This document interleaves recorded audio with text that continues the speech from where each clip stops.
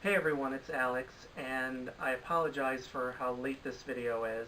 I keep vowing to myself to try and get these videos out earlier, but then, life happens and I don't have time, or I just don't have the desire to make the video at a certain moment. But I'm finally here with my video for the winners of the 38th Razzie Awards. And not only that, but as soon as I'm done making this video, I'm going to be filming a video about the winners for the 90th Academy Awards. So make sure you stay tuned for that. But I'm here today to talk about the winners for the Razzie Awards, as well as discuss my thoughts on them. And I'm not really going to be able to talk about the ceremony because the Razzies don't really have a ceremony per se. I mean, they do, because they obviously have the winners, but it's never been televised on any of the major networks or even the smaller cable networks, and they kind of go out of their way to make the ceremony as opposite of the Oscars as possible. Whereas the Oscars are always in the big, grand, fancy Dolby Theater, the Razzies are always in like a small community theater, and maybe sometimes they're not even done in a theater at all. I read that the very first Razzie ceremony was held in the living room of the Razzie founder, John Wilson. And nowadays what they do for the Razzies, at least for the past few years, is they just release a video announcing all the winners, not really showing like a video of a ceremony in the theater. Although in past years on their YouTube channel they have done the Razzies in an actual theater and shown like when The Last Airbender won Worst Picture, when Jack and Jill won Worst Picture, that kind of thing. So I'm not going to be able to discuss the Razzie ceremony itself, but I can discuss the winners, so I'm just going to read through them real quick and give my thoughts on them. So here are the winners for the 38th Razzie Awards. Worst Remake, Ripoff, or Sequel, 50 Shades Darker. Worst Screenplay, Tony Leondis, Eric Siegel, and Mike White, The Emoji Movie.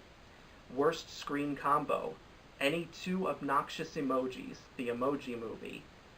Worst Supporting Actor, Mel Gibson, Daddy's Home 2. Worst Supporting Actress, Kim Basinger, 50 Shades Darker. Worst Actor, Tom Cruise, The Mummy. Worst Actress, Tyler Perry, Boo 2, A Medea Halloween. Worst Director, Tony Leondis, The Emoji Movie. And Worst Picture, The Emoji Movie, Michelle Raimo Kuyate, producer. And now on to a couple of special awards. First, there's the Barry L. Bumstead Award, which was awarded to Chips, which was a remake of a 1970s TV show, but it only made $25 million at the box office. Next was a special award called the Razzie Nominee So Rotten You Loved It. This was a special fan-voted award that was done in partnership between the Razzie Awards and Rotten Tomatoes. I didn't talk about it in my nominations video because I don't believe it had been announced at the time. But the nominees for this category were the same 5 nominees as Worst Picture: Baywatch, The Emoji Movie, 50 Shades Darker, The Mummy, and Transformers: The Last Knight. And this was decided through a fan vote on Rotten Tomatoes, and the winner was Baywatch. Now I can see for some people how Baywatch might be one of those so bad it's good type of movies, but for me it was just bad. I didn't hate it as much as others did. I did find a few redeeming qualities here or there, but yeah, in many ways it was pretty insulting to the TV show. I mean, the TV show, from what I've seen on YouTube, it's definitely nowhere near among like greatest TV shows of all time, but it still knew what kind of show it was and it embraced it, and David Hasselhoff wasn't too bad of an actor on it. Nothing Emmy-worthy, but certainly way better than a lot of other actors that I can think of. And then finally, the Razzie Redeemer Award, which is an award given out to usually people or companies that haven't had a good reputation in the past, but are turning themselves around. And this year, the award went not to a person or a specific company, but what the Razzies called a safe Hollywood haven, and these are the words they used. From a history of Razzie-worthy behavior, unfitting for an industry of artists to where talent is protected, nourished, and allowed to flourish with proper compensation. Obviously, this of course is in relation to the numerous sexual assault and harassment allegations that have come out recently. These kinds of things have been nothing new in Hollywood, unfortunately, but last year we just saw this massive wave of people who either had never been publicly accused and they were now coming to light, or people who had been accused in the past of bad behavior but they were getting put under the microscope again. You know, Harvey Weinstein probably being the most prominent example, but then you also had people like Kevin Spacey, Woody Allen. The claims against him were given another look, and just numerous people. In fact, on the video, the Razzies had a in memoriam section, and why I use air quotes there is because they were basically highlighting for this in memoriam that these men's careers are pretty much dead because of the sexual assault and harassment allegations. And they even had like this giant collage of pictures all together of the various men accused of sexual assault and harassment over the past year or in years past, and I wrote down all their names so that I don't forget who they are.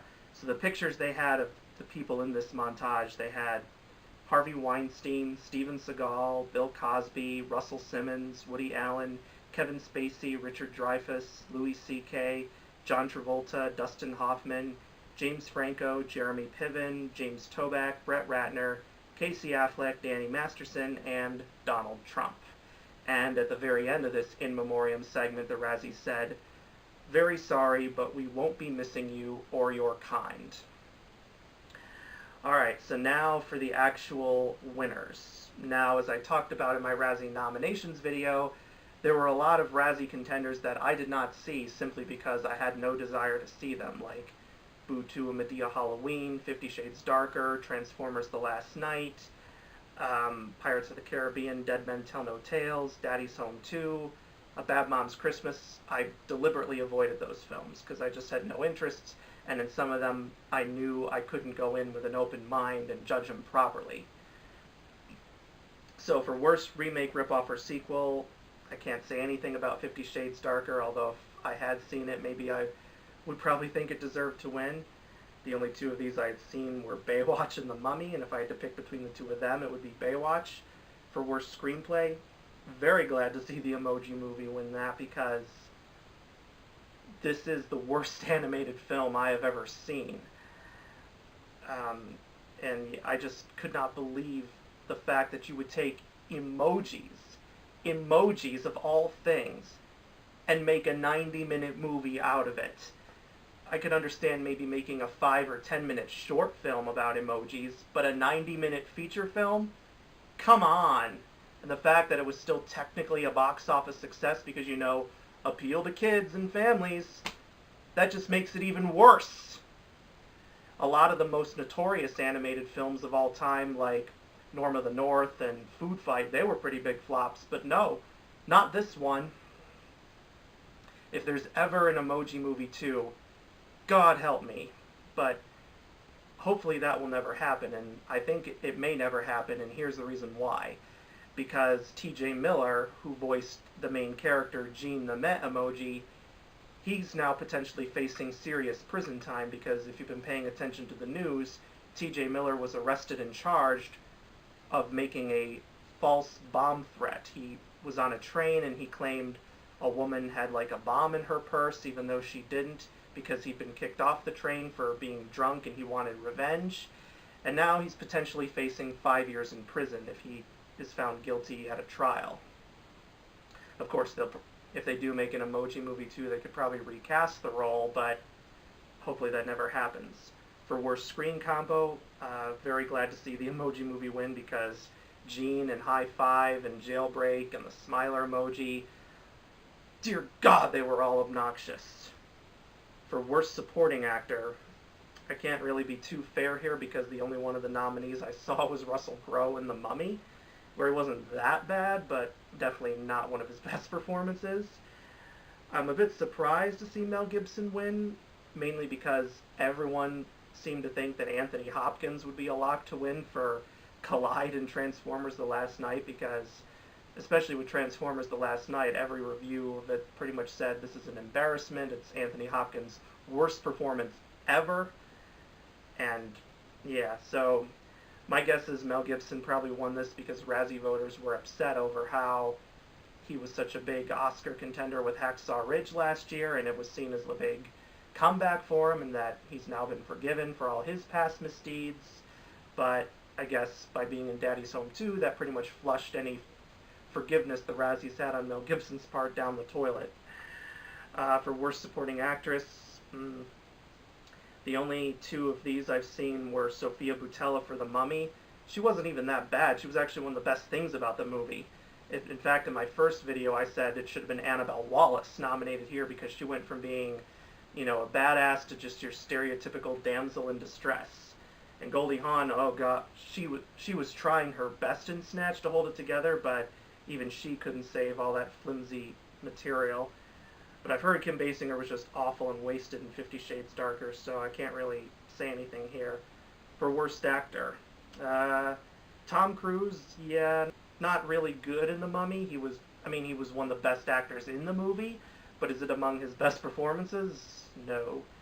And I think part of the reason why he won here is because after The Mummy came out and did terrible at the box office, at least here in the United States, all these reports then came out of how Tom Cruise pretty much took complete control of The Mummy behind the scenes and pretty much made all the decisions, basically became the de facto director, even though he technically wasn't the director. So just a lot of bad behind the scenes PR probably helped Razzie voters here. The only other person I've seen on here was Zac Efron in Baywatch, and yeah, so if it were just based on what I've seen, it'd be him, but yeah. And then Worst Actress, Tyler Perry, I can kind of understand him winning here. This is his second time he's won, because he won a couple years ago for A Medea Christmas. And like I said in my first video, if you play a character of the opposite gender, then you tend to get nominated as that gender. So because Tyler Perry's playing a woman, he gets nominated in Worst Actress. And, I think David Spade a couple years ago got a Worst Supporting Actress nomination for playing a woman in Jack and Jill. And way back in the 1980s, Brooke Shields got a nomination for Worst Supporting Actor for playing a male character, or at least disguising herself as a male character in a movie. I forget what it was. And also Barbara Streisand got a nomination for Worst Actor for playing a woman who disguises herself as a man in Yentl. Only Katherine Heigl. This is the category where I've seen quite a lot of the nominees. I've seen Katherine Heigl in Unforgettable, Jennifer Lawrence in Mother, a nomination she did not deserve at all, and Emma Watson in The Circle. A disappointing movie, but Emma Watson was not deserving of a nomination here because she was easily the best thing about it. So based on what I've seen, I would have had to give it to Katherine Heigl for Unforgettable because she was just phoning it in. She was just there for her paycheck. She just did not care at all. Just one of the laziest, crazy stalker ex-wife portrayals that I've ever seen. Worst Director, Tony Leonis for The Emoji Movie. Yep, totally well-deserved. Totally well-deserved. Same thing with Worst Picture. Out of these nominees, The Emoji Movie hands down deserved to win because, like I said before, it is one of the worst animated film I have ever seen, and it's already being regarded as one of the worst animated films of all time, and rightfully so. And I've already ranted on and on about it in my nominations video, my Worst Films of the Year video, although part of my rant ended up getting accidentally deleted, and I feel really bad about that, but there's nothing I can do about that now. So those are the Razzie winners and my thoughts. Couldn't really give full thoughts, unfortunately, because I chose not to see a lot of these films. And I already talked about in my nominations video about how angry I was that some truly awful films that I saw weren't even considered by the Razzies at all, like Fist Fight and Rough Night. They got no nominations, and they should have been nominated across the board for everything. But, I've already said my piece on that, so I'm not going to repeat it here. Yeah, so I don't really have anything more to say. I guess the good thing is these movies can now be put out of my mind. I don't have to think about them or talk about them anymore, at least on here. and hopefully there aren't as many bad movies this year as there was last year, but unfortunately I feel there could be because I've already seen quite a lot of disappointing or infuriating stuff this year. Will it be nominated at the Razzies next year? We'll have to wait and see. But thank you guys so much for watching, and hopefully in a few days after this I'll have my Oscar video uploaded to go along with this, and I gotta get started on filming that right now, so I'll see you guys later. Bye.